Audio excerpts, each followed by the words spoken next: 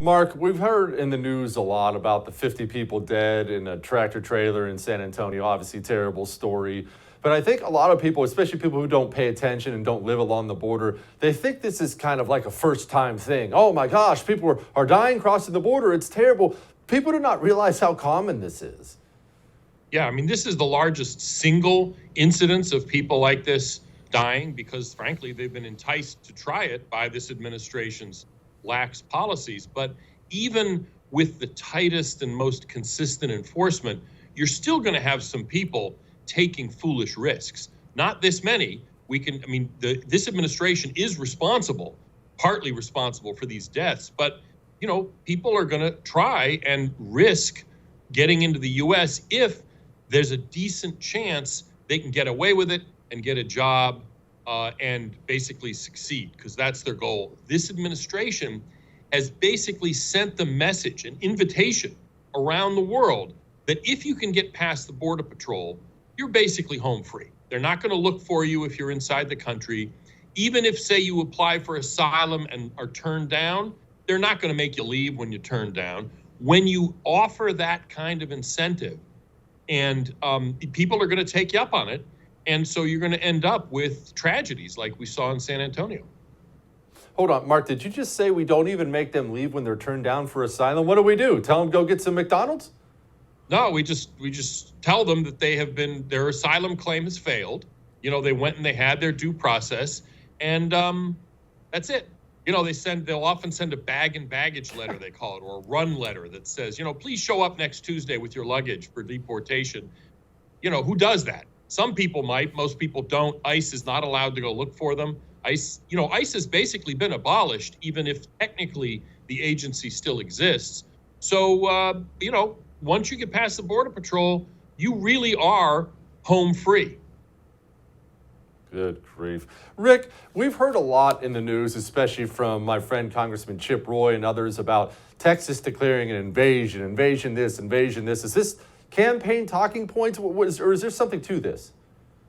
Oh, it's real, man. It's we're watching. This is what 10 times at this point, the amphibious assault at Normandy. I mean, this is a true invasion of our country coming across the border. And Jesse, to your point earlier, I mean, these deaths in this truck, this gets everybody's attention because it's 50 deaths at once.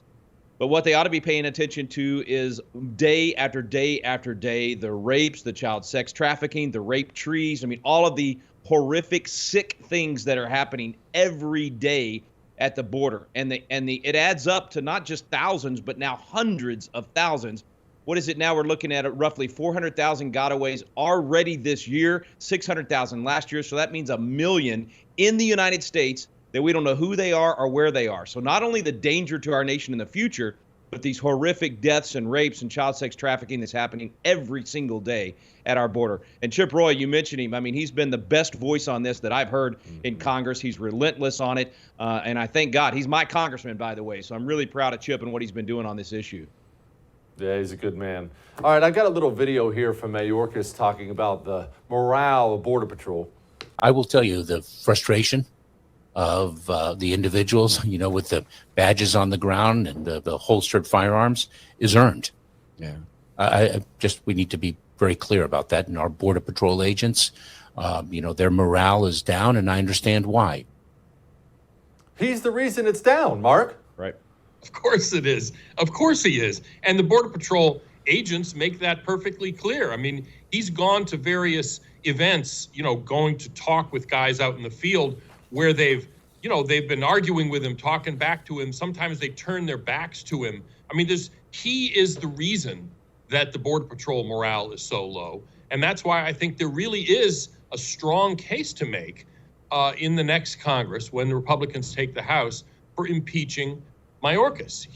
Now, I'm not sure that if he were removed, which he won't be probably, but even if he were removed, how much better would it be? The Democrat administration would just appoint somebody else, because the root cause of the border crisis is not in Guatemala or Honduras, it's sitting in the Oval Office.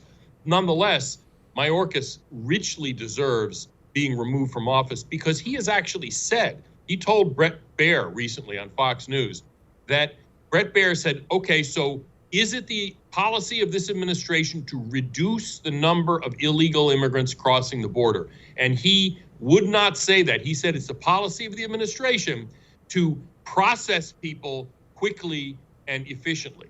That is the way they see this, that their goal is to move people into the U.S. as painlessly and quickly as possible.